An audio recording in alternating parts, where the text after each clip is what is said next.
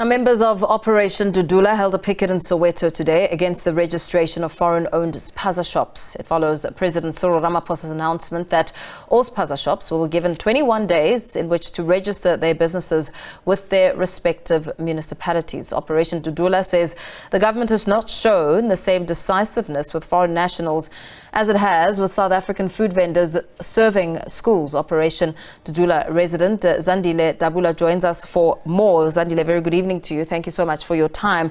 You're pointing fingers at government's approach on illegal foreign nationals versus South African food vendors. What is your bone of contention? Good evening to you and to the viewers at home. Thank you so much for having us this evening. So today we were demonstrating. It was actually a demonstration of how South Africans are hurtful.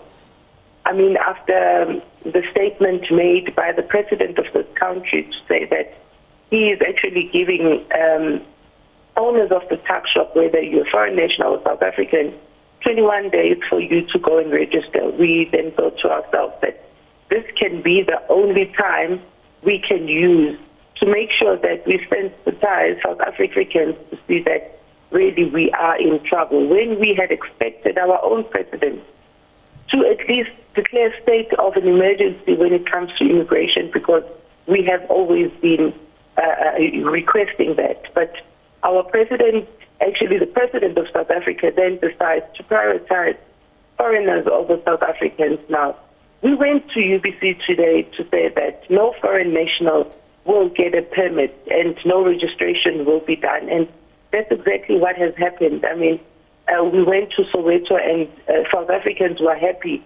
And you could tell the vibe when you see on all social media platforms how South Africans are very angry with the statement that was made by Mr. Cyril Ramaphosa. And we're saying that we've been fighting for this township economy to come back into the hands of South Africans, but we are being failed by the very same person that needs to be representing us. So this is clear that he is rather representing foreigners over his own citizens. I mean, it was clear when he told when there was an official letter that came out to say that informal traders that are trading at schools need to close down with an immediate effect. But he failed to do that when it comes to the foreign-owned spaza shops in the township. So I guess this is where we are now. We will continue tomorrow. We will be picketing at UBC, but we also have received calls from the likes of Alexandra, Tembisa. So there is a vibe. I know Western Cape, they also asked, how do we do this? Help us. Where do we get the UBCs in our own township so that they can also go there and stop this whole process from continuing? Do you think your efforts will result in something tangible? I mean, going to stop, foreign nationals who are perhaps legally in the country to re-register their businesses after the president's call. How effective do you think your plan will be? I mean, surely they have the time to register. 21 days allows them some sort of room to go and register with or without you. So this would give us a positive result, I must say, because, I mean, even the president of this country needs to understand that we, the people, are the government. We cannot always listen to what he wants to do. He also needs to listen what is it that we, the people of this country, want. I mean, when people say that they no longer want foreign nationals to be owning these spaza shops, then why do we continue forcing these people to our communities? So what we're saying is that, yes, people might think that we're taking law into our own hands, but I'm glad that these are South Africans who are doing justice. And the 5 million amount, 500 million that was dedicated to support these spaza shops, only about 90% of these shops are owned by foreigners. Is the president then saying that he's giving away this 500 million of our tax money away to foreign nationals? So it cannot be correct that we continue like this. But yes, it will give a positive result because we shall continue and we will keep fighting for the township economy to come back into the hands of South Africans. Zandile, there's also been suggestions that a large group of shop owners are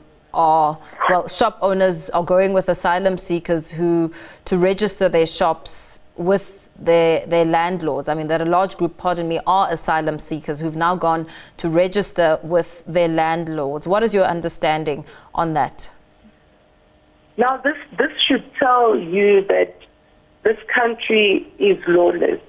I mean, firstly, the structures that they are using, especially your landlords, the structures that they are using in those yards, they are not approved plans. And they are harboring illegal immigrants. Yes, some of them are undocumented. And landlords need to understand that breaking the laws of this country has implications. The law enforcement agency needs to start doing their job. They need to start arresting these landlords that keep continuing doing this. I mean, if you're going to be taking an illegal immigrant and registering a business on their behalf, this is how people lose their houses, especially in Soweto. We've seen a lot of people complaining how the Somalians, Pakistanis take their homes because they claim that they have built these structures. Now they have a portion, they own a portion of those properties. So we are warning South Africans that they need to be very careful on how they continue doing these activities, because at the end of the day, they are in trouble and they come back to seek help from the very same people that they are working against. So if they really need help, we understand that the problem here might be the rentals, because they are now used to these monthly rental fees that they receive from these shop owners. Yeah, and we can't ignore that, right, Zandile? We can't ignore that because they are themselves running businesses, leasing out parts of their homes as business owners.